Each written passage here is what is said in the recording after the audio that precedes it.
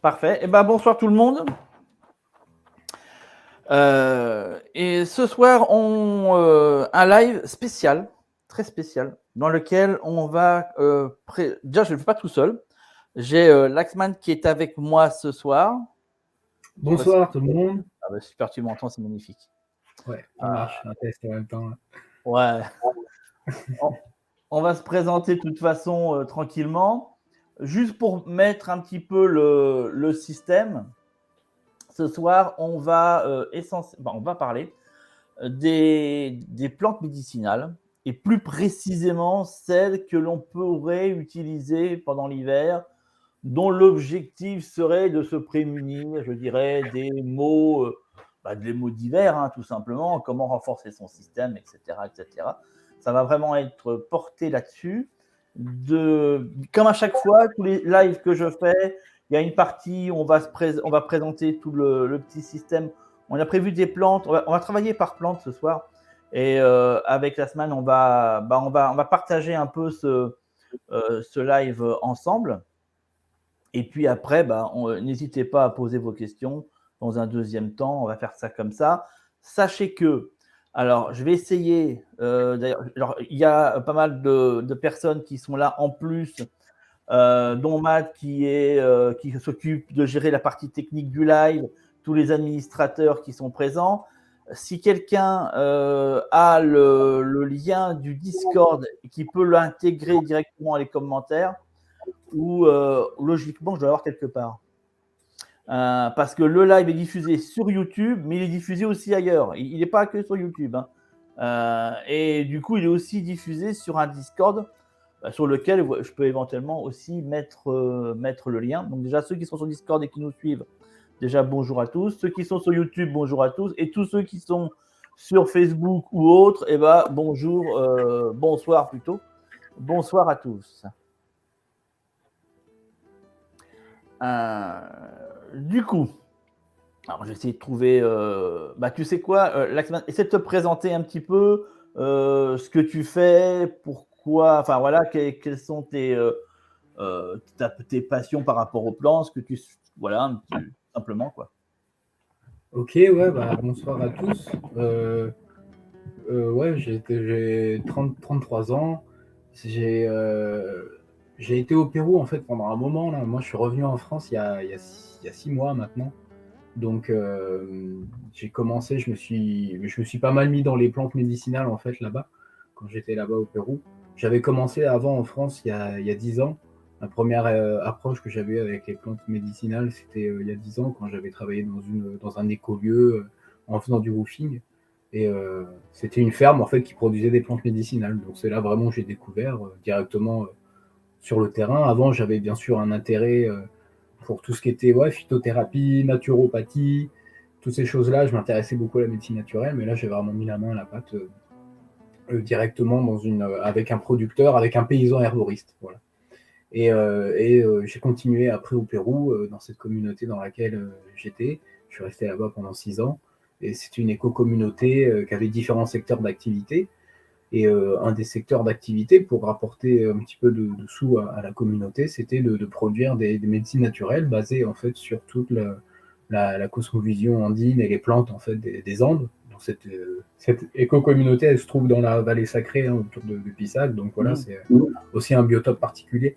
C'est les montagnes d'altiplano andin. Donc voilà, j'ai eu une connaissance pas mal sur les plantes andines. Maintenant, en France, ça réduit. Je dois apprendre beaucoup, quoi, en fait. Mais voilà, c'est quelque chose qui me passionne.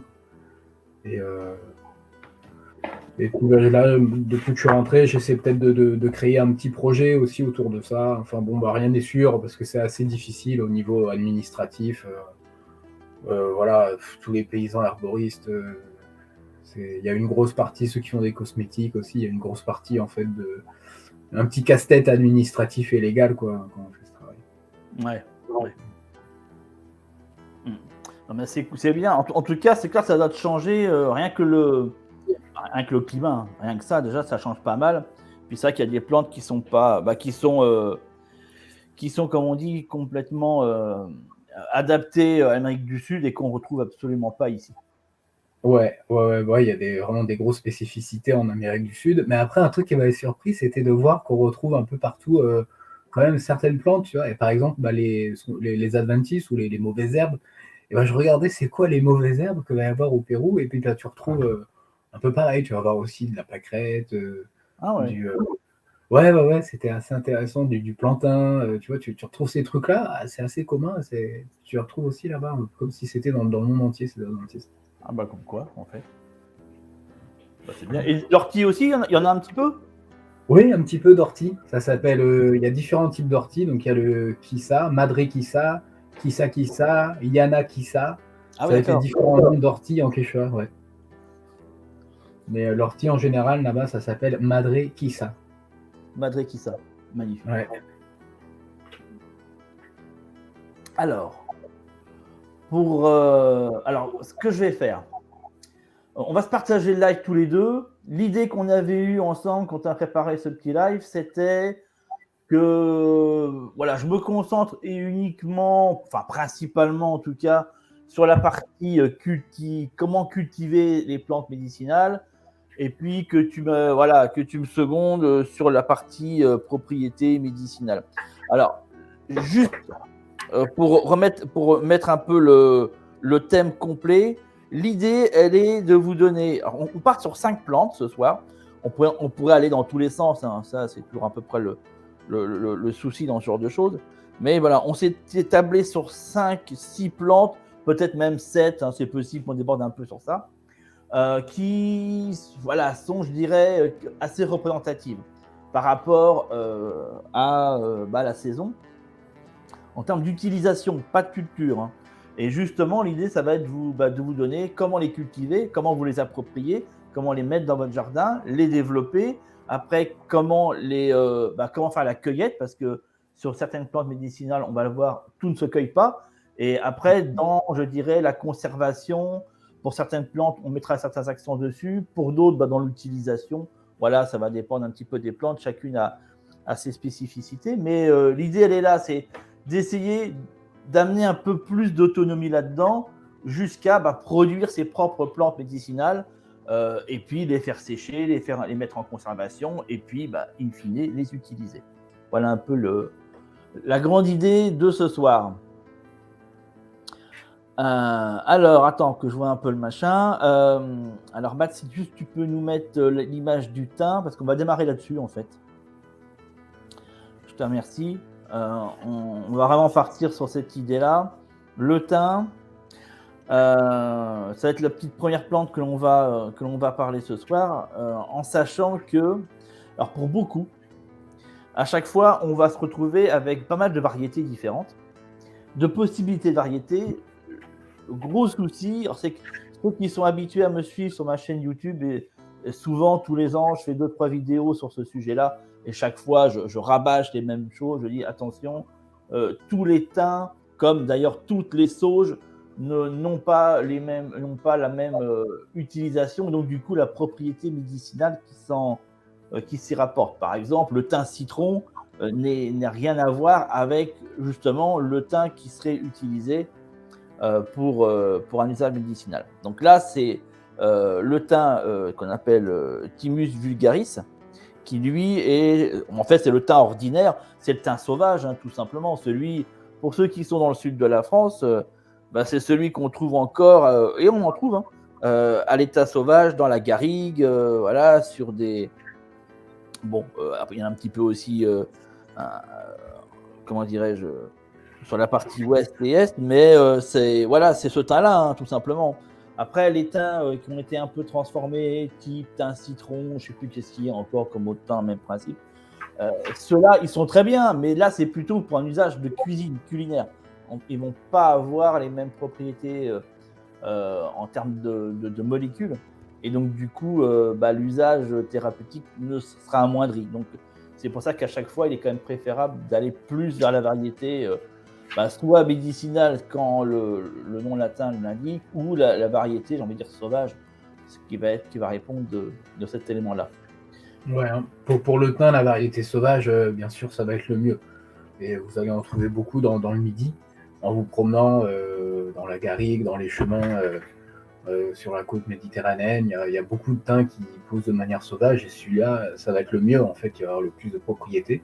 Et dans les différents livres là, que j'ai consultés pour préparer ce live, le thym vulgaire ou le thym vrai, donc le meilleur à utiliser, il va avoir des fleurs, les fleurs vont être roses, de couleur rose.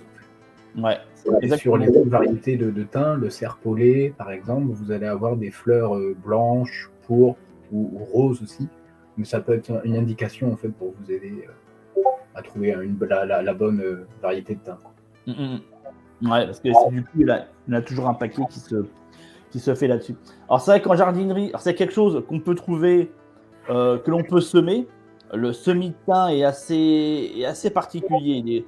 Ça nécessite déjà je dirais comment dirais-je, c'est pas un semis pour débutants, clairement. C'est un semis qui peut être assez complexe.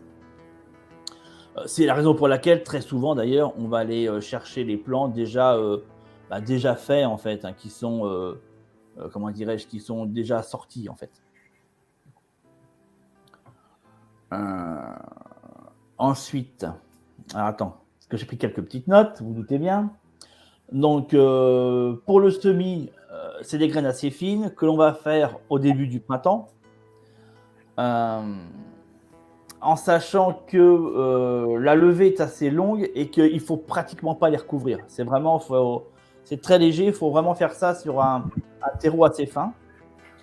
Le repiquage en pleine terre se fera en toute logique au printemps. Quand vous avez vos petites plantules, c'est là qu'on va pouvoir le faire, directement en pleine terre, en sachant que c'est une plante qui résiste quand même relativement correctement au gel, à condition de ne pas être dans des endroits trop extrêmes au niveau du nord. C'est-à-dire que si on reste à peu près au niveau de la France, voilà, bon, si on monte, j'ai envie de vous dire, dans les pays scandinaves, là, voilà, fondamentalement, c'est un petit peu plus compliqué.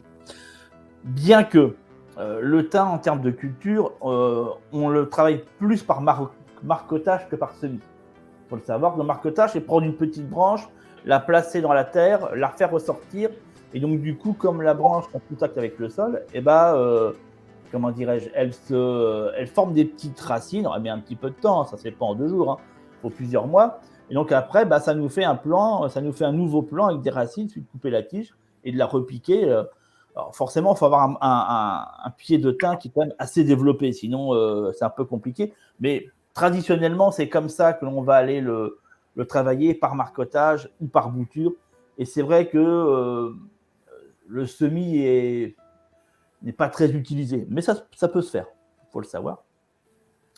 C'est une plante qui n'aime pas les sols trop lourds, ni trop compacts, et surtout qui sont tous les sols un peu, comment dirais-je, qui sont un peu gorgés d'eau, ce qui est très souvent le cas en hiver avec des sols très argileux.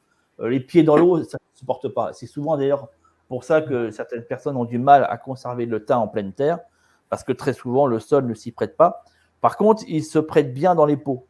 Donc, tu vois, une culture en pot est peut-être à privilégier quand le sol dans lequel, qui correspond au sol de notre jardin ne correspond pas à ce principe-là. Et bien sûr, vu que c'est une plante du sud, on va la mettre fondamentalement au soleil. Ça, c'est pas du tout une plante d'ombre. À l'ombre, elle va pas durer, elle va malheureusement pas résister très longtemps. Ensuite, est-ce que tu veux nous parler un petit peu des propriétés ? Oui. Donc ça va être bien le thym donc frais que vous allez faire sécher. Vous pouvez l'utiliser après de différentes manières. Il y a souvent c'est par voie interne, donc le prendre en infusion. On va la faire en infusion, pas faire une décoction, ça va être une infusion le thym. Et ça va avoir des propriétés pour toutes les infections de l'appareil respiratoire, les bronches, la toux, la coqueluche. Donc c'est pour ça que ça nous intéressait cette plante. Mais ça a aussi des propriétés antiseptiques, antibactériennes, antifongiques. Et ça va être également utile pour les troubles digestifs. Et c'est aussi une plante tonique et stimulante. Voilà, je vous ai fait la lecture tout simplement des notes que j'avais prises. Hein. Mais oui, concrètement, le thym, on va se faire une petite infusion de thym avec du miel, dans laquelle ça va être un truc assez réchauffant. Et le miel aussi va bien venir protéger. Ça, souvent, sont complémentaires, hein, le thym et le miel. D'ailleurs, il y a une préparation spagyérique qui s'appelle le mielitou, où vous prenez en fait du miel que vous mettez dans un mortier avec du thym et vous pressez tout ça en fait. Et du coup, toute l'essence de thym va être conservée dans le miel. Donc ça, c'est une base d'une préparation spaghetti. Après, on peut faire d'autres choses avec. Voilà, pour une petite utilisation du thym aussi. Donc ouais, en gros, voilà, ces propriétés, ça va surtout être ça hein, pour tout l'appareil respiratoire, mais aussi pour les troubles digestifs. Et ça va être utilisé comme je disais, en antifongique. Ça va être donc pour les cas de champignons, notamment la candidose. Et c'est aussi quelque chose d'assez un tonique. Voilà. Et donc, pour continuer un petit peu sur son usage, je parlais de sa récolte. Plutôt, si vous avez du thym dans votre jardin, le mieux, c'est de le récolter début avril, quand il va commencer à faire ses premières fleurs. Ou si vous ramassez du thym en milieu sauvage aussi, donc ça, c'est toujours très important quand vous ramassez des plantes comme ça en cueillette sauvage, en milieu sauvage, de ne pas déplumer tout un thym entier, sinon après, vous le tuez en fait. Donc, il faut toujours prélever comme ça, par parcimonie en fait, une branche et pas sur la plante, vous répartissez autour de la plante quoi, pour pas en prendre sur un côté seulement de la plante, sinon vous la tuez quoi. Et toujours, c'est bien de le faire avec un petit couteau par exemple que vous utilisez comme un crochet pour bien couper la branche et pour pas, si vous le faites à la main, ça va pas se casser en fait et vous allez tirer, vous allez vraiment abîmer, maltraiter la plante quoi. Donc soit toujours avec un petit couteau, vous promenez avec un petit couteau, ou alors un ciseau. Pour le thym, quand vous le ramassez dans votre jardin, c'est pas mal aussi avec un ciseau. Voilà, et puis après vous le mettez dans un petit sac. Évitez de prendre des sacs plastiques, parce que les sacs plastiques, ça va se condenser, l'humidité à l'intérieur. C'est pas mal de prendre des sacs en papier, comme vous pouvez avoir dans les Biocoop par exemple, hein, quand vous faites vos courses en vrac. Dans des sacs papier craft comme ça, vous pouvez mettre vos plantes pour quand vous faites votre récolte, après dans votre sac à dos, et puis et après vous le thym, comme ça va avoir des toutes petites feuilles à sécher, c'est bien de le garder aussi sur un support papier par exemple. Voilà, voilà. Ouais. Ok. Donc ouais, ça va sécher assez rapidement le thym hein, quand même, parce que ce sont des petites feuilles, hein, il a des petites feuilles, donc ça sèche assez rapidement. Ne le mettez pas au soleil, pas en lumière directe. Hein, pour faire sécher les plantes, c'est toujours bien de les mettre dans le noir, que ça soit à l'ombre. Et donc pour le thym, je sais pas si vous avez un garage, quelque chose comme ça, vous pouvez le mettre comme ça directement, l'air libre. Hein. Toujours c'est mieux aussi que ça soit pas trop. Ça sèche vite, donc le mettre dans un courant d'air, c'est ça qui va le faire sécher le plus vite, bien sûr, mais faut pas, voilà, toujours au moins dans le noir et puis avec une zone aérée. Ouais. Ok. Et après, toi, tu utilises des pots pour les mettre dedans ou tu fais ça plutôt dans des sacs? Après, une fois qu'il est séché, pour le conserver, Ouais.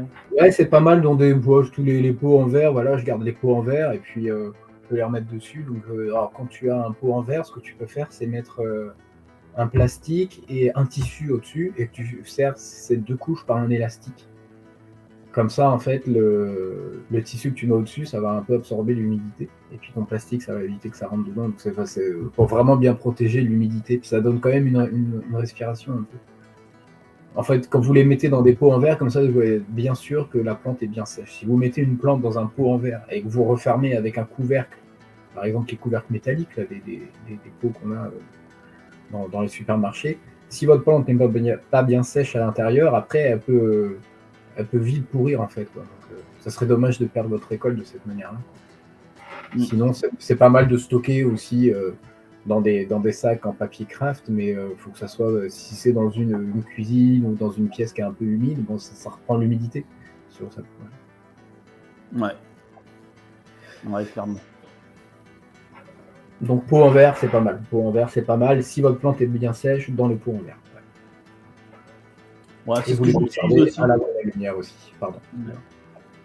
Ouais, c'est ce que j'utilise aussi de toute façon. Ouais.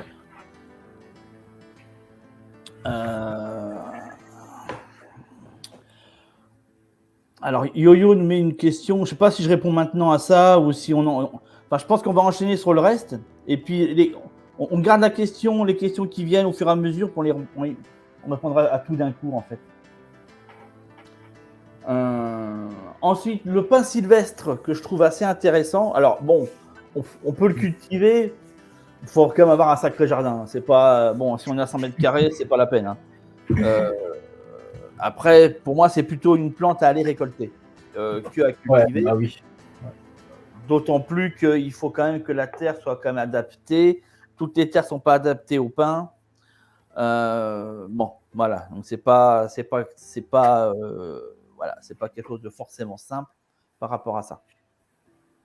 Après, ça s'identifie assez facilement puisque quand on prend les aiguilles, en fait, elles sont divisées en deux. Elles se divisent en deux. Ça comprend vraiment quand on remonte, on prend le bord de l'aiguille, on la remonte jusqu'à la tige. Et on va voir, ça fait comme une fourche, tout simplement. Et c'est un bon moyen de l'identifier. Bon, après, à l'odeur, en toute logique, ça ne trompe pas. Hein. L'odeur de pain, c'est quand même quelque chose d'assez prononcé. Et que tout le monde connaît plus ou moins, parce qu'on a tous, à un moment donné, comment dirais-je, mâchouillé ou suçoté des pastilles lavogiennes ou des choses comme ça, voilà, dans ces principes-là. On a tous logiquement l'odeur du pain, quelque chose qui ne trompe pas. Comment dirais-je ? Les aiguilles, elles sont souvent vert grisâtre. Donc c'est aussi un bon moyen de pouvoir les reconnaître. Et puis après, il y a les pommes de pin, ces éléments qui sont très allongés, bon, en sachant que ça dépend de la saison, parce que les pommes de pin ne sont pas toujours forcément présentes au moment où on va pouvoir l'identifier. Mais c'est un arbre qui monte assez haut. Il y a différentes essences.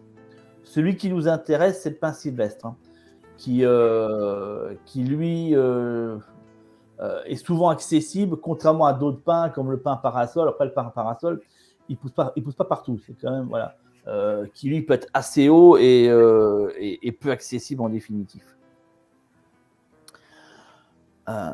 Après, je sais pas au niveau des confusions possibles avec les autres pins, fondamentalement, il n'y a pas, à ma connaissance, d'énorme gravité.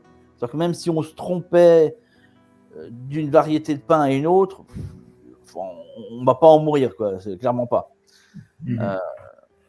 Mais après, le seul souci qu'il y aura, c'est que les propriétés ne seront pas les mêmes. C'est juste ça, quoi. Après, au niveau médicinal, je sais pas qu'est-ce que tu avais noté. Ouais, bah le pain, comme tu disais, c'est très bon pour les bronches, ouais. Les bronches, la grippe, le rhume, la toux, en fait, donc toutes les affections du système respiratoire. C'est un expectorant, c'est-à-dire ça aide en fait à évacuer le mucus. Et du coup, spécialement dans les voies respiratoires. D'autres usages du pain, ça va être pour les rhumatismes aussi. Donc ça va plutôt être l'huile essentielle à utiliser comme ça en externe, parce que c'est quelque chose de tonique aussi pour la fatigue, un petit peu, qui va redonner un petit peu d'énergie, qui va stimuler. C'est aussi utile pour les douleurs musculaires, l'arthrite, les rhumatismes, donc ça peut aussi avoir pas mal d'usages comme ça en externe.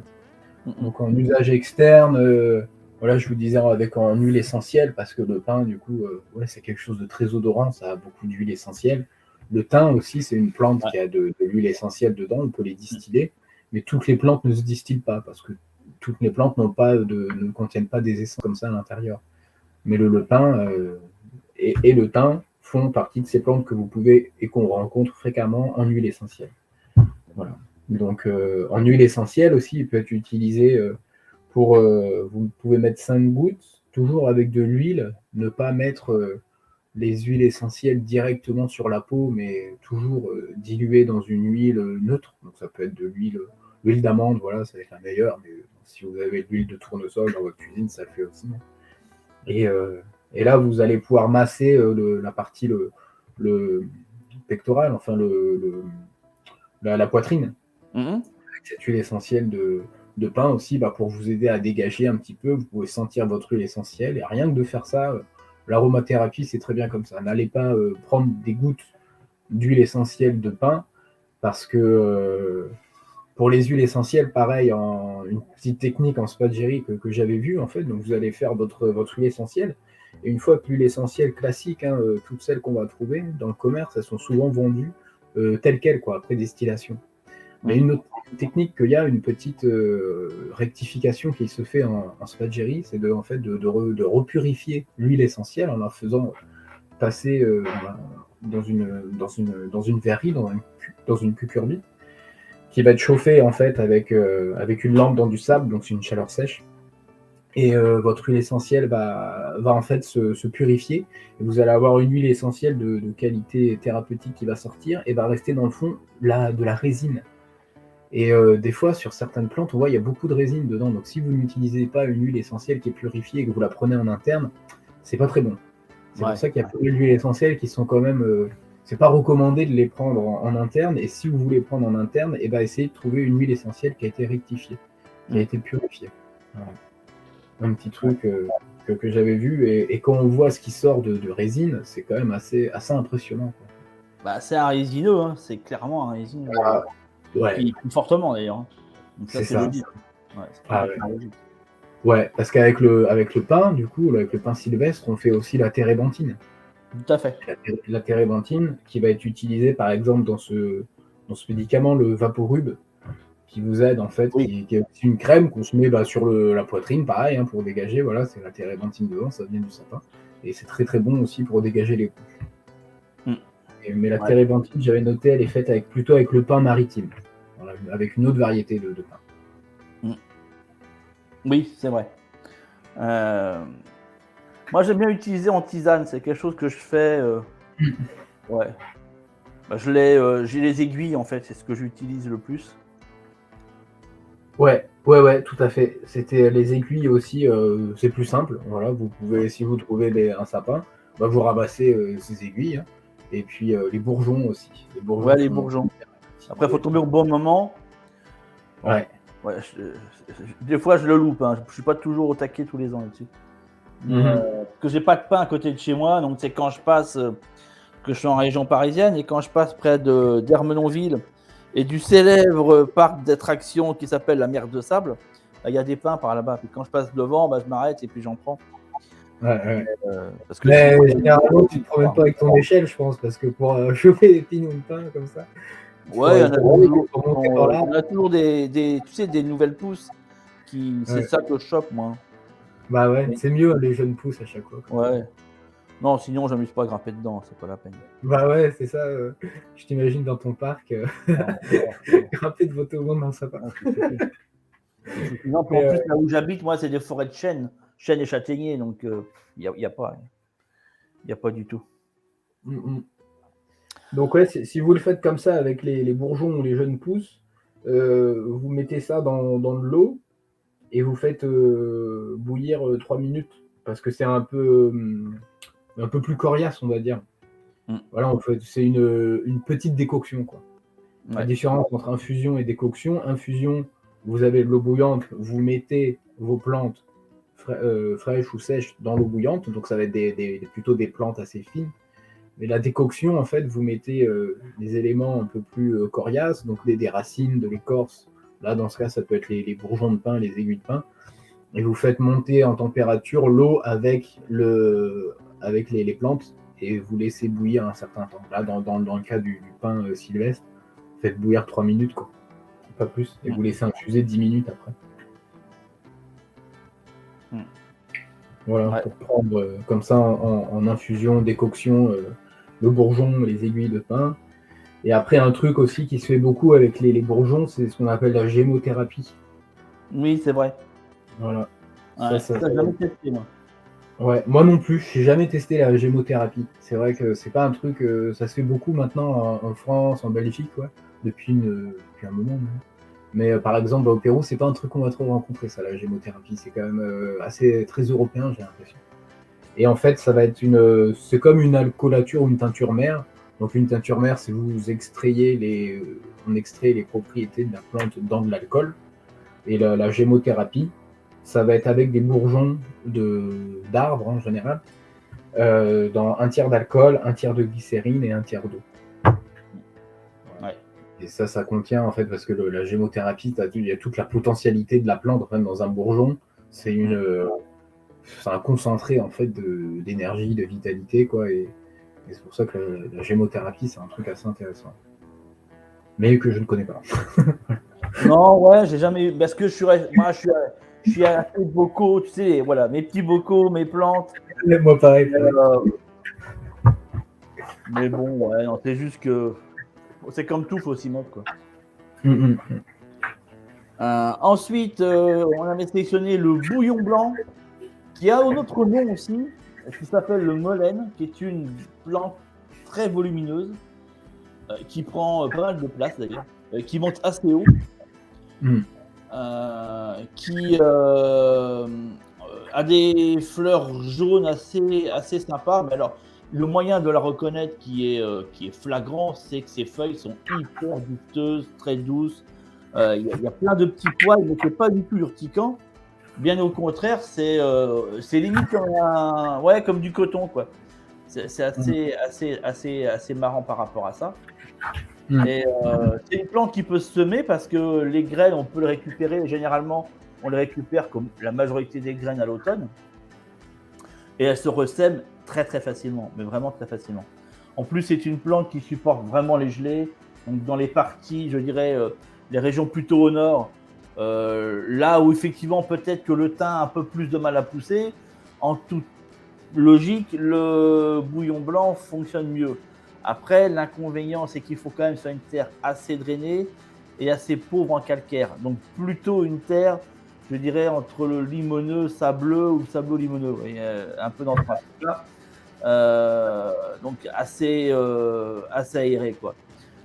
Et c'est souvent là qu'on la retrouve, hein, dans des zones, je dirais, anciennement marécageuses ou sableuses, ou en tout cas, voilà, pas du tout dans des zones très compactées. Là, c'est un peu plus délicat pour les trouver. Et bien sûr, c'est une plante de soleil à fond, hein, donc pas du tout à l'ombre. Mais il faut avoir un peu de place au jardin quand même, parce qu'elle a tendance un petit peu à s'étaler. Et éventuellement, si elle s'y plaît bien, et qu'on a laissé les graines sur la tige, d'ailleurs la tige, elle tient tout l'hiver, hein. Elle reste en place complètement. Et au printemps suivant, logiquement, bah, ça arrive très souvent que ça reparte. Alors, la plante elle-même, elle est biannuelle, hein. Donc elle va avoir comme ça 2 sessions, et après, bon, bah, elle meurt et donne la place à de nouveaux plants qui prendront sa relève. Mais c'est très souvent qu'il y a des repousses. Moi, en tout cas, c'est une plante qui, en tout cas, sur un des jardins que j'ai, fonctionne bien. Elle a tendance à repartir comme ça assez régulièrement. Par contre, sur l'autre jardin qui, lui, est plutôt argileux, jamais réussi à la faire pousser. Mais bon, c'est parce que le terre ne s'y prête pas en même temps. Sur les parties médicinales, moi, j'ai par habitude de récupérer les fleurs. Les fleurs, oui, et là, les feuilles aussi, ouais. Ouais. Ça peut être les deux. Donc, il faudra bien faire assez. Elle peut être un peu difficile à sécher. Les fleurs, surtout, en fait, ça peut noircir assez vite. Du coup, il faut les sécher, en fait. Si vous avez un petit séchoir, ben, ça peut être le mieux. Comme ça va aller vite et ça conserve bien les propriétés, hein. Le séchage, c'est une partie très importante, hein, quand vous faites des plantes médicinales comme ça. Faut pas que vos plantes elles soient trop longtemps, sinon elles vont perdre. Si vous les mettez au soleil, elles vont cramer, elles vont perdre toutes leurs propriétés. Si vous les laissez trop longtemps, si c'est dans une zone humide, et ben, il peut même y avoir des champignons, des choses comme ça qui se développent. Puis si elle met trop de temps à sécher, pareil, elle va être trop exposée en fait à l'air dehors, elle va un peu perdre ses propriétés, quoi. Donc c'est pour ça que l'idéal, il y a différents. Les paysans herboristes, ils vont avoir un beau séchoir avec un capteur d'humidité dedans. Mais après, vous n'avez pas besoin de vous installer ça chez vous. À Lidl, par exemple, voilà, on trouve des séchoirs électriques, on en voit plein, même sur le Bon Coin, il y en a plein en vente. Et ça coûte, je sais pas, pour 10 euros, 20 euros, vous en avez un. Moi, c'est ce que j'utilise là, avant d'investir dans un truc. Sinon, vous avez des gros séchoirs là qui peuvent être utilisés aussi pour faire de la cuisine crudivore. Mais là, bon, c'est des trucs à 200, 400 euros, quoi. Avant d'aller dans un budget comme ça, les petits trucs de Lidl à 20 euros, franchement, c'est pas mal. Ça fait l'affaire. C'est bien. Vous pouvez choisir la température à 40 degrés, donc vous mettez à 40 degrés toute une nuit, et là, ça va vous sécher vos plantes. L'inconvénient, c'est que ça fait du bruit. Donc, si Ouais. vous êtes dans une petite maison ou quoi, ouais, faut le mettre dans un garage ou un truc comme ça, l'objet, parce que c'est un peu encombrant, mais c'est très bruyant, quoi. Donc, Ouais. mais dans le cas, par exemple, du bouillon blanc, si vous en ramassez dans votre jardin ou quoi, le mieux pour le sécher, ça sera de le mettre en séchoir. Moi, je vous dirais, parce que sinon, ça peut s'abîmer assez vite, quoi. Et puis, vous allez avoir une meilleure, garder toutes les qualités de la plante, comme ça. Ouais, moi, j'utilise un sort de grillage. Tu sais, c'est des plaques en bois grillagées et je pose ça dessus. Ouais. Ouais. Ouais, bah ouais, c'est bien, ouais, ouais. Tu mets ça dans ton garage, non, après? Moi, j'avais au Non, bureau. même pas. Non, j'ai pas de garage. Non, moi j'ai une pièce qui est relativement sombre, Ouais, et c'est là que je mets. Voilà. ouais, ouais. Bah ouais, c'est ça, on peut vous fabriquer des clés aussi, hein, c'est ça, en fait. Ouais, voilà. Ouais. Un grillage ou un truc, voilà, des mailles qui laissent Ouais, passer l'air, quoi. Faut qu'il y ait une ouais, c'est un circulation. petit grillage fin. Je crois que c'est les grillages à pigeons, un truc comme ça. C'est le Ouais, nom que ça ouais, porte. ouais, ouais, ouais. De mémoire, hein, j'avais pris ça il y a un paquet de temps. Et donc, pour le bouillon blanc, voilà, ouais, de bien sécher. Après, donc c'est les petits poils qu'on va retrouver, ils sont pas critiquaires, ça va. Mais il faudra Mmh. juste bien filtrer après la tisane qui est faite. Mmh.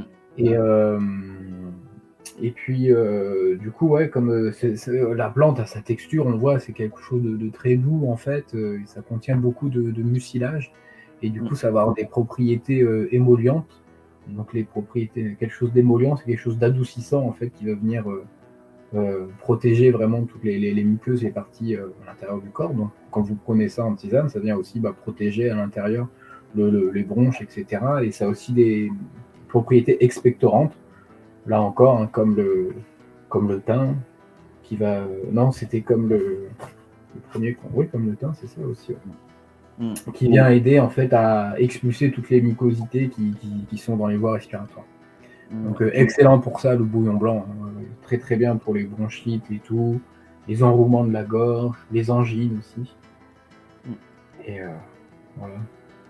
Souvent, ça va être combiné avec de la mauve, par exemple, avec des fleurs de mauve, des violettes, du coquelicot ou de la guimauve, ou alors les bourgeons de pin. Et là, vous avez, en mélangeant différentes plantes comme ça, c'est toujours mieux en fait. Un herboriste, il va toujours vous donner une combinaison de plantes. Et comme ça, parce que ça, c'est comme une équipe.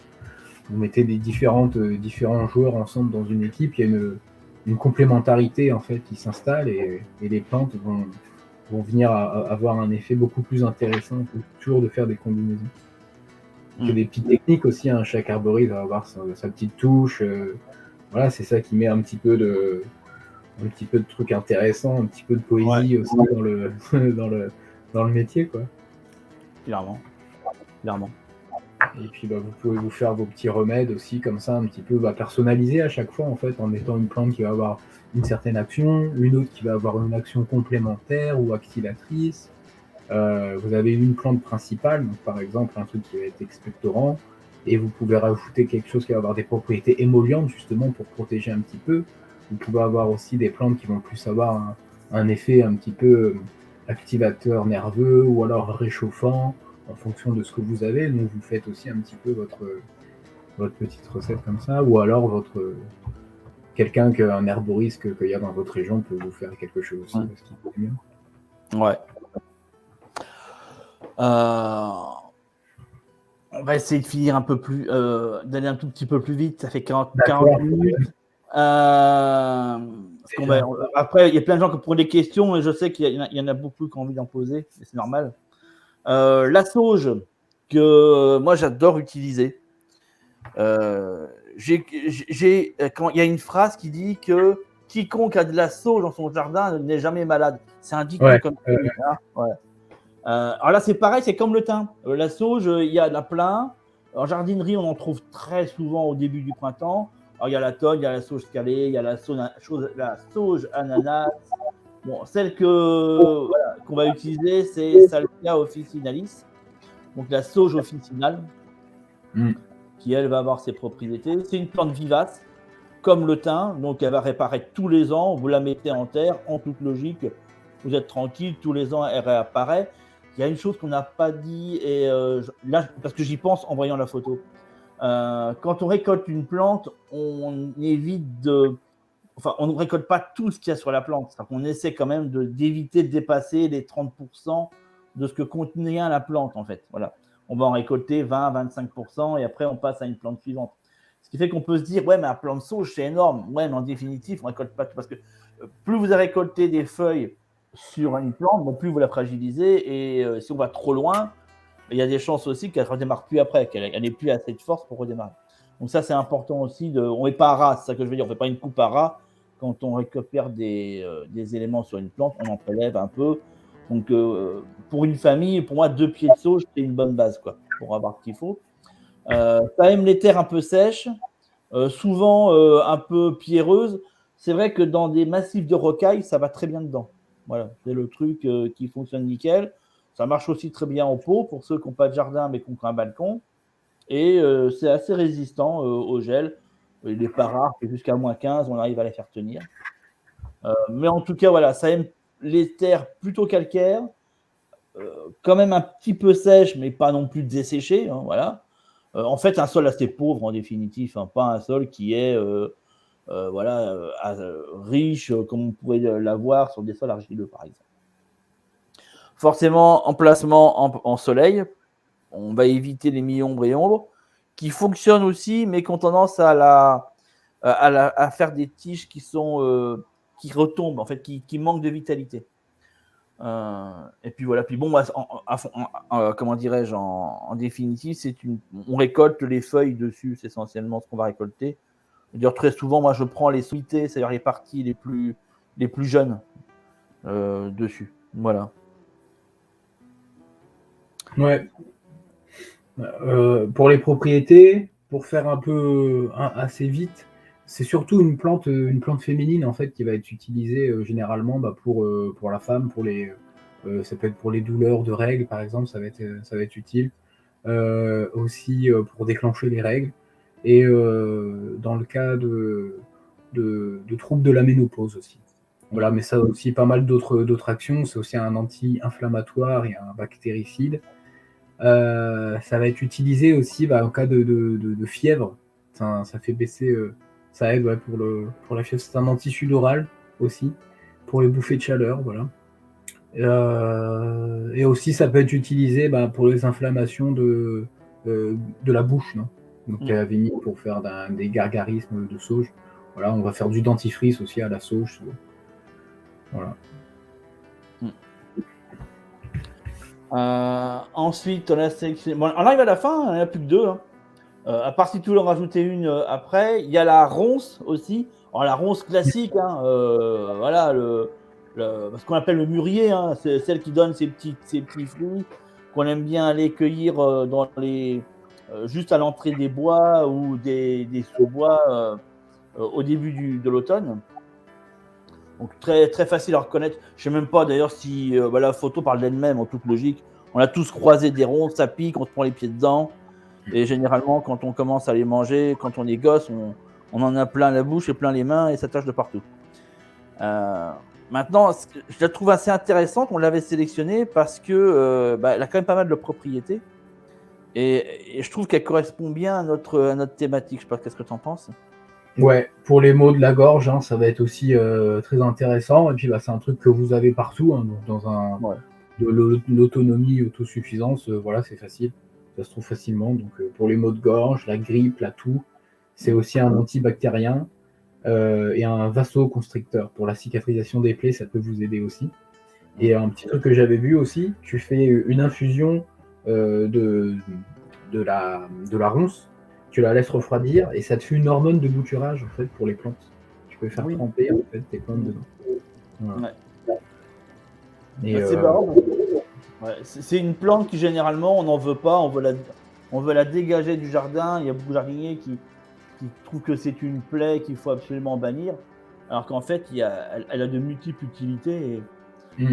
Faut juste savoir la contenir, voilà, pour pas non plus qu'elle. Mais en toute logique, c'est quand même une plante qui aime bien la mi-ombre et l'ombre et pas trop le plein soleil. Donc en toute logique, il est rare de l'avoir en plein soleil, comment dirais-je, se développer en tout cas. Et puis, si vous l'accueillez, vous prenez les jeunes pousses ou les jeunes feuilles. C'est mieux. Ouais. Voilà. Oui. Et pour finir, l'armoise annuelle, qui actuellement d'ailleurs fait beaucoup de publicité. On en parle beaucoup. Qui est une plante, alors qu'on peut trouver éventuellement état sauvage, mais alors là, bon, un peu plus délicat. Par contre, voilà, elle se sème très facilement. Le truc, c'est qu'il faut absolument pas couvrir les graines parce que, contrairement, alors c'est particulier, parce que normalement, quand on sème des graines, on recouvre la terre parce que les graines vont germer en absence de lumière. Et là, c'est le contraire. En fait, les graines d'armoise, elles vont avoir besoin de la lumière pour germer. Donc, en fait, il suffit juste de faire une petite clayette toute simple avec un terreau très fin qu'on tasse très légèrement et on sème juste dessus comme ça sans les recouvrir. On maintient le semi-humide avec un petit vaporisateur et puis ça va lever sans problème. Puis après, il suffit de repiquer les petites plantules dans des godets individuels. Quand ça a généralement 5-6 feuilles et puis c'est parti. Vous pouvez mettre ça au jardin. Généralement, on les espace de 50 cm chacune. Il ne faut pas hésiter à en mettre plusieurs. Hein. Et puis les graines peuvent se réutiliser sans aucun souci. Donc du coup, d'une année sur l'autre, on peut les, parce que c'est une plante annuelle, hein, tous les ans, il faudra le refaire. Hein. Qui n'est pas à confondre avec l'armoise vivace, qui elle est une plante vivace, mais qui n'est pas du tout avec les mêmes propriétés ni les mêmes choses. Voilà un petit peu. Et donc comme toutes les semis, généralement, c'est des semis qu'on peut commencer à partir de février-mars, avec un repiquage au mois d'avril et des premières récoltes quasiment début mai, voilà, comme la majorité d'ailleurs des plantes, voilà, mai-juin, c'est là où on fait généralement la majorité des récoltes. Et au niveau du sol, un sol qui est assez léger, pas trop, comment dirais-je, pas trop tassé, voilà, surtout. Et puis ça marche très bien à mi-ombre comme en plein soleil. Ouais. Donc, en fait, là, le truc avec l'armoise annuelle, c'est que vous n'allez pas la trouver commercialisée en France parce que c'est une plante interdite. Mais voilà, il y a certains, des résistants en fait, qui vont faire circuler les graines d'armoise parce que c'est une plante super efficace pour plein de choses. Elle traite le paludisme et la malaria, notamment en Afrique. Elle est beaucoup utilisée pour ça. En Afrique aussi, ce qui est utilisé contre le paludisme et la malaria, c'est l'hydroxychloroquine. Donc, voilà, c'est pour ça qu'aussi, pour le rhume des pangolins, c'est pas mal d'utiliser, ça peut être intéressant d'utiliser. C'est une plante qui, comme l'hydroxychloroquine, quoi. On va dire, qui a des effets un peu similaires, quoi. Mais qui est interdite à la vente et à la production, apparemment en France. Mais elle a énormément de choses. Hein. C'est un antiviral contre le cancer, contre l'asthme, contre les parasites, l'ostéoporose, anti-inflammatoire. Il y a énormément de choses. C'est une super plante, quoi. Donc, intéressant à avoir dans votre jardin, quoi. Mais vous n'avez pas le droit, normalement. Et après, il y a plein d'autres types d'armoises aussi. L'absinthe, par exemple, c'est l'Artemisia absinthium. Vous avez l'estragon, c'est l'Artemisia draculus. Voilà, le génépi aussi, c'est une armoise. Donc, la famille des armoises, c'est très grand. Ouais. Mais celle-ci, l'Artemisia annuelle, la composition d'un alcool jurassien. Ouais. Et puis, il y avait l'absinthe aussi, quoi, qui était l'absinthe liqueur, qui était faite avec ça, avec de l'absinthe, avec un peu de la petite absinthe aussi, qui est de l'artémisia, quoi. Mais c'est tout autre chose, en fait. Vous n'allez pas avoir, si vous prenez de l'estragon, par exemple, ou du génépi, ça n'a pas du tout les mêmes propriétés que l'artémisia annua. C'est pour ça qu'il faut faire attention aux variétés, en fait, que vous avez. Ouais. Et comme l'a noté dans les commentaires, Cocopelli, logiquement, a encore des graines. Effectivement. Ouais. Voilà, il y a Cocopelli, il y a aussi pour préparer, là, j'avais regardé beaucoup le site maison de l'Artémisia. C'est super ce qu'ils font. Et là-dessus, vous avez plein d'infos sur ça. Impec. Tu avais des petites précisions à mettre par rapport à tout ce qu'on a vu là? Non, s'il y avait un truc à rajouter, une plante, ou ça serait pas une plante que je voudrais rajouter, mais un remède avec différentes plantes dedans. Donc en hiver et en antiviral, un truc excellent à faire, c'est le vinaigre, comment on dit, le cidre de feu. Voilà, ou le vinaigre des 4 voleurs. Ça, c'est vraiment une recette oui. d'herboriste, un Ouais. remède d'herboriste qui est super en fait. Ouais. Donc avec du vinaigre de cidre, vous mettez dedans de l'ail, beaucoup d'ail, de l'oignon, du réfort aussi, et puis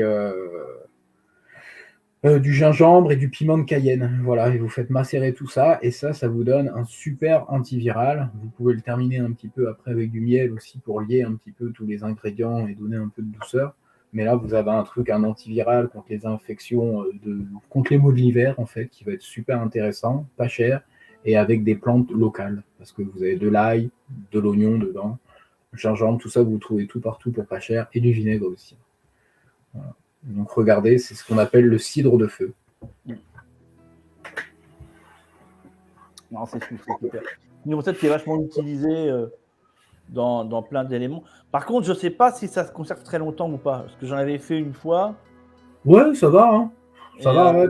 C'était le doute que j'avais, moi. Je me disais, mince, mais combien de temps ça peut se conserver? Ouais, tu peux, pour un an ou deux, hein, tu fais une grosse Ouais. batch, là, comme ça, au début de l'hiver, qui peut durer tout ton hiver, et puis même, tu fais 2 litres pour une famille de 4 personnes, je pense. Oui. Ouais, c'est pas un truc que tu utilises à mort, hein. Enfin, que tu Ouais. changes en 3 secondes, hein, c'est sûr.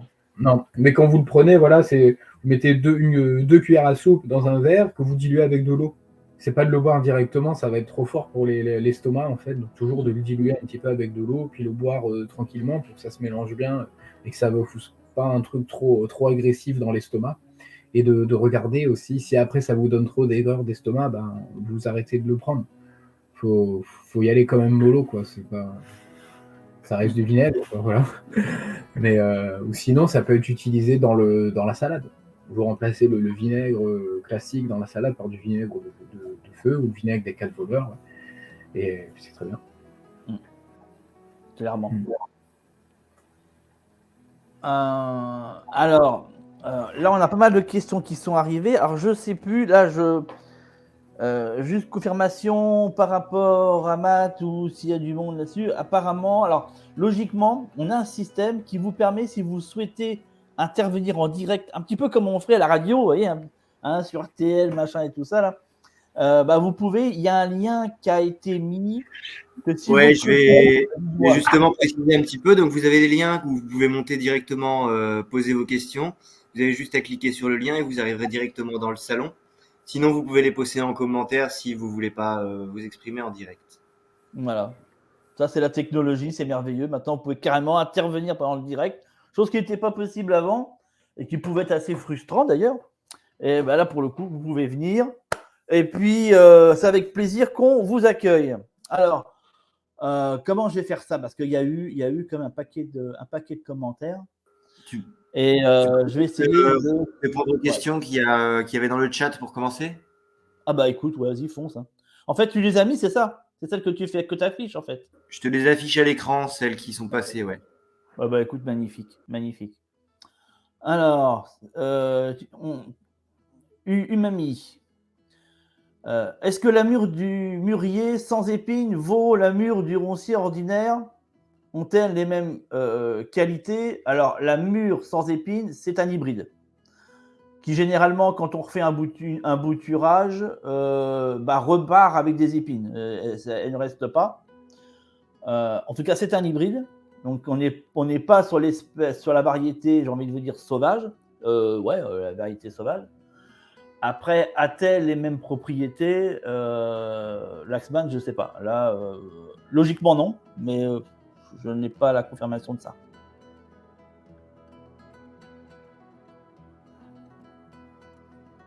J'ai pas lu l'Axman. L'Askman, est-ce que tu nous entends? Oui, désolé, j'avais désactivé. T'en prie, pas de souci.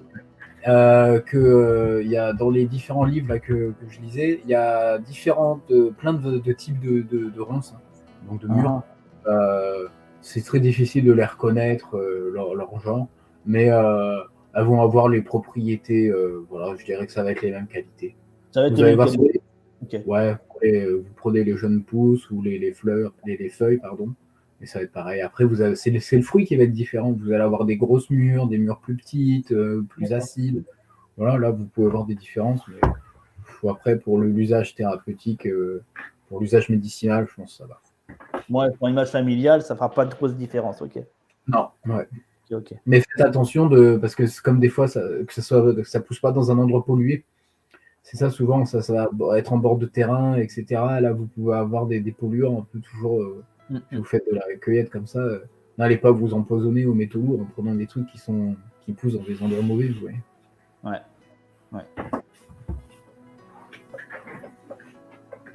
Yo-yo, bonsoir à tous. J'ai planté il y a un an de ça de la verveine citron. Tout serre, c'est devenu limite un arbuste. Bah, tu m'étonnes. Est-ce que je peux le déplanter et le mettre dehors? Alors, le gros problème, tu vois, avec tout ce qui est petites plantes médicinales que l'on irait déplanter et remettre pour le mettre ailleurs, dans le jardin, c'est que très souvent, si la plante s'est super bien développée à un endroit précis, c'est que c'est quasi le meilleur endroit de jardin. Tu vois, c'est que des fois, on va aller enlever une plante qui se trouve bien à un endroit pour aller la mettre à un endroit qui nous semble mieux, mais en définitive, c'est là où elle a crevé. Parce que l'endroit où elle était à la base était clairement celui qu'il lui fallait. Sur les petites plantes,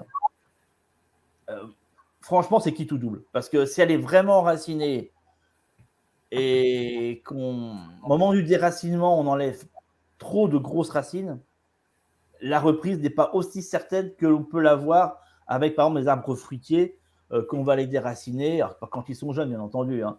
Là, en ce moment, on est encore en pleine époque des arbres fruitiers à racines nues. C'est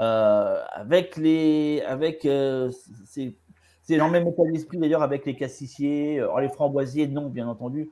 C'est des plantes un peu plus rustiques qui marchent par canne et c'est pas vraiment le même principe. Mais il y a un risque. Voilà. Pour la verveine citron, il y a un risque. Si les racines sont vraiment, vraiment bien développées et partent partout, et que quand tu la déracines, tu n'arrives pas, tu sens que tu vas en casser un gros paquet, bah, c'est un risque. Je ne peux pas dire mieux. Après, bon, voilà. Parfois, ça vaut peut-être mieux de faire des boutures, d'aller remettre les boutures à un autre endroit, et après, d'amener la plante en fin de vie. Je ne sais pas. C'est un parti pris. Mais la verveine citron, je n'ai jamais été en déplacé, donc j'en sais strictement rien. Je ne sais pas si elle se déplace facilement ou pas. Mais en tout cas, des plants de thym, des plants de romarin, des plants de sauge, quand tu veux les déplacer, moi, il y a de la sauge qui était bien placée, et puis c'est un endroit où j'avais mis parce que je pensais que, et puis en fait, c'est avéré que c'était pas. Je voulais faire un autre usage de cet endroit-là. Bah, je l'ai déplacé, elle n'a jamais repris. Hein. Enfin, il y a du thym que j'ai déplacé qui a parfaitement repris. Enfin bon, bref, c'est très aléatoire. Ça dépend vraiment de l'enracinement de la plante, et j'aurais tendance à dire, ouais, je sais pas, c'est plouf-plouf, à mon sens. Hein. Si la verveine citron dont il parle, c'est l'Aloysia citrodora, Oui. C'est aussi la verveine du Pérou, justement, c'est marrant. Et là-bas, il y en a beaucoup. Moi, je l'ai pas mal travaillé, cette plante. Ouais. Et du coup, ça marche bien en bouture. Je l'avais fait en bouture. Après, pour la déplacer, tu vas voir, ça va avoir. Si elle est bien installée, ça va pas être facile parce que ça a quand même des grosses racines. Les racines seront très répandues, et pour la casser, tu vas devoir casser beaucoup de racines, et c'est pas sûr qu'après elle va repartir. Ouais. C'est toujours le risque. Après, c'est à voir. On le prend pas, j'ai envie de dire. Ouais, j'en ai vu, ça grandit vachement. Hein. Donc si c'est dans sa serre. Ouais, après, on est surpris, on se dit, ah bah merde, je l'ai mise là. Ah merde, elle a pris la place qu'elle a pris, je pensais pas. Puis je me dis, bon bah tant pis, ou alors bah non, laisse tomber, elle dégage quoi. Mais bon. Ouais. Stéphane, Denis, si tu peux parler du chardon-marie. Alors, déjà la culture chardon-marie, bon courage, je vous le dis clairement. Vraiment un sol très spécifique qui généralement ne correspond absolument pas à un potager, déjà. Après, elle n'est pas forcément présente partout, c'est une plante assez haute. Je ne sais pas si j'ai une image à balancer en insertion. Parce qu'elle monte assez haut, c'est des plantes qui montent quasiment à plus d'1 mètre. J'en ai à côté de chez moi. Je vais essayer de te trouver ça, hein, une seconde. Attends, je suis dessus autrement.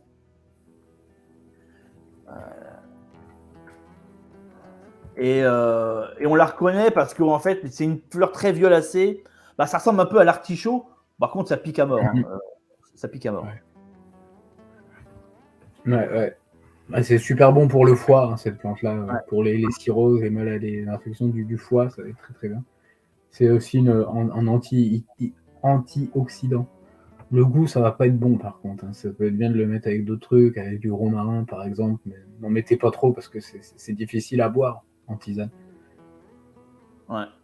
Ah bah, c'est nickel. Tiens, chef. Histoire directe la photo. Ouais, ça ressemble à ça, voilà.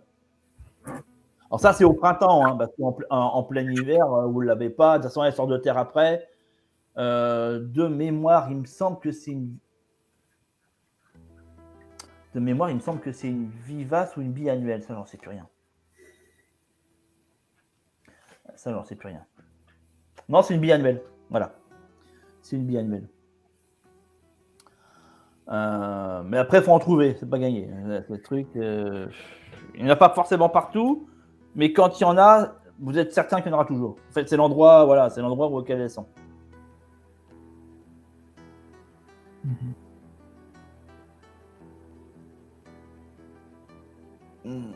Alors.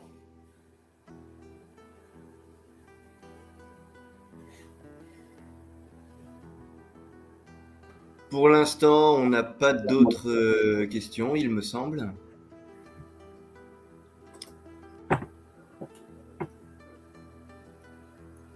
Bah ouais, je crois qu'en fait, on a fait le tour. Hein. Je voyais quelqu'un sur le Discord, il disait si vous parlez de l'Artemisia annua, il pousse aussi en France Artemisia vulgaris à foison, quasiment partout, et qui a les mêmes propriétés que l'Artemisia annua, apparemment.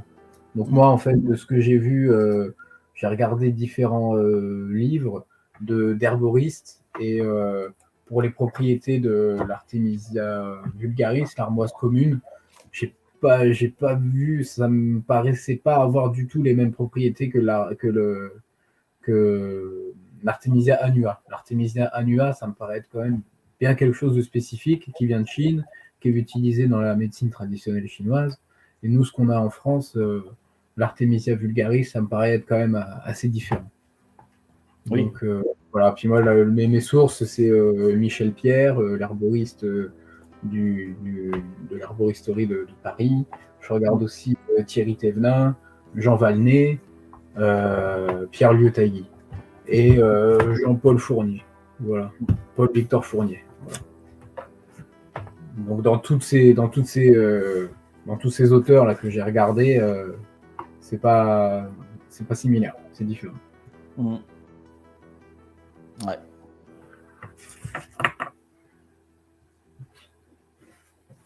Et puis aller voir aussi la maison de l'Artemisia, là, qui est un site très très bien. Il y a plein de choses dessus, voilà, pour en savoir plus sur cette plante-là qui est intéressante.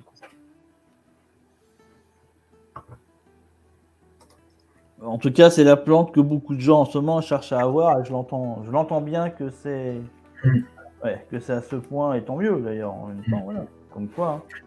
Aussi un truc, si les gens ils ont peur, ils ont chopé le Covid ou un truc comme ça, ou pour même se prévenir, se booster le système immunitaire, il y a une plante qui vient du Pérou, qui est beaucoup utilisée là-bas en Amazonie, c'est la Uña de Gato, la griffe de chat. La griffe de chat, c'est super. Et il y a eu justement deux études en anglais là qui ont montré en fait que avait des propriétés contre la protéine spike, contre le virus de la protéine spike. D'accord. Voilà, la Uña de Gato, cat's claw en anglais, ou la griffe de chat. Un truc que je vous conseillerais aussi. Si vous ne trouvez pas d'Artemisia annua, cherchez la Uña de Gato, ça peut être aussi intéressant. Super.